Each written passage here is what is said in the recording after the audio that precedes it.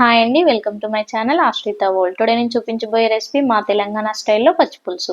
ముందుగా ఈ పచ్చిపులుసు కోసం చింతపండులో కొంచెం వాటర్ వేసుకొని అరగంట సేపు నాననివ్వాలి. ఇలా నాన్న చింతపండులోకి కొంచెం కొంచెం వాటర్ యాడ్ చేసుకుంటూ చారు అనేది ప్రిపేర్ చేసుకోవాలి. ఇప్పుడు ఒక కడాయి పెట్టుకొని కడాయి హీట్ అయ్యాక 5 పచ్చిమిరపకాయ ముక్కల్ని మధ్యలో కట్ చేసుకొని వేసుకోవాలి. కడాయిలోకి ఎలాంటి ఆయిల్ కూడా వేసుకోకూడదు. పచ్చిమిరపకాయ ముక్కల్ని ఇలా ఫ్రై చేసుకోవాలి. ఇలా పచ్చిమిరపకాయ ముక్కలు అన్నీ ఫ్రై అయ్యాక మిక్సీ జార్లోకి ట్రాన్స్ఫర్ చేసుకోవాలి. ఇప్పుడు ఈ మిక్సీ జార్లోకి తొక్క తీసిన ఎల్లుల్లిపాయలని 8 యాడ్ చేసుకోవాలి. పావు టీ స్పూన్ జీలకర్ర కూడా యాడ్ చేసుకోవాలి. కొంచెం సాల్ట్ యాడ్ చేసుకోవాలి. జీలకర్ర ఎల్లిపాయ అనేది ఈ పచ్చి పులుసులో మెయిన్ ఇంగ్రీడియంట్. ఇలా పేస్ట్ చేసుకొని పక్కన పెట్టుకోవాలి. ఇప్పుడు చారులోకి మనం సాల్ట్ యాడ్ చేసుకోవాలి. చిన్నగా కట్ చేసుకొని పెట్టుకున్న ఆనియన్స్ని యాడ్ చేసుకోవాలి. ముందుగా ప్రిపేర్ చేసుకున్న మిర్చి పేస్ట్ని ఇందులోకి యాడ్ చేసుకోవాలి. బాగా కలుపుకోవాలి.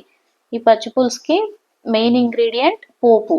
మా తెలంగాణ స్టైల్లో పచ్చి పులుసుకి మెయిన్ ఇంగ్రీడియంట్ పోపు. ఆ పోపు ఎలా పెట్టాలో ఇప్పుడు నేను చూపిస్తాను. ఒక ప్యాన్ పెట్టుకొని ప్యాన్ హీట్ అయ్యాక 2 పావుల ఆయిల్ వేయాలి. ఆయిల్ హీట్ అయ్యాక జీలకర్ర ఆవాలు వేసుకొని మంచిగా ఫ్రై అవ్వనివ్వాలి. ఇలా జీలకర్ర ఆవాలు చిటపటమన్నప్పుడు 3 ఎండుమిర్చి వేసుకొని మంచిగా ఫ్రై చేసుకోవాలి. ఎండుమిర్చి అనేది మంచి కలర్ చేంజ్ అవ్వాలి. చారులోకి ఇలా కలర్ చేంజ్ అయితే ఎండుమిర్చి అనేది చాలా టేస్టీగా ఉంటుంది. ఇప్పుడు ఇందులోకి కరివేపాకు వేసుకొని ఫ్రై చేసుకోవాలి. కచ్చాపచ్చాగా దంచి పెట్టుకున్న 4 వెల్లిపాయలు వేసుకొని ఫ్రై చేసుకోవాలి. మీరు ఎప్పుడైనా ఇలా వెల్లిపాయలు వేసినప్పుడు పోపు స్మెల్ చూసారా, చాలా బాగుంటుంది. చూడకపోతే ఒకసారి ట్రై చేయండి. చూస్తే ఎలా ఉందో కామెంట్ చేయండి. ఇందులోకి ఇప్పుడు కొత్తిమీర వేసుకొని ఫ్రై చేసుకోవాలి.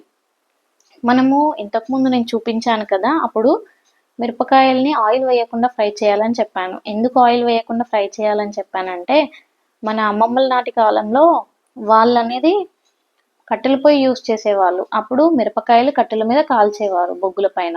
ఇప్పుడు మనకు కట్టెలు లేవు, పొయ్యి లేదు, అంతకంటే ఓపిక లేదు. అందుకని మనం ఇలా ప్యాన్లో చేసుకుంటున్నాం. ఇప్పుడు ఈ పోపులోకి పసుపు ఉప్పు యాడ్ చేసుకోవాలి. ఇలా యాడ్ చేసుకున్న పోపును చారులోకి వేసుకోవాలి. యమ్మీ యమ్మీ తెలంగాణ స్టైల్ చింతపండు పులుసు ready. Thank you for watching.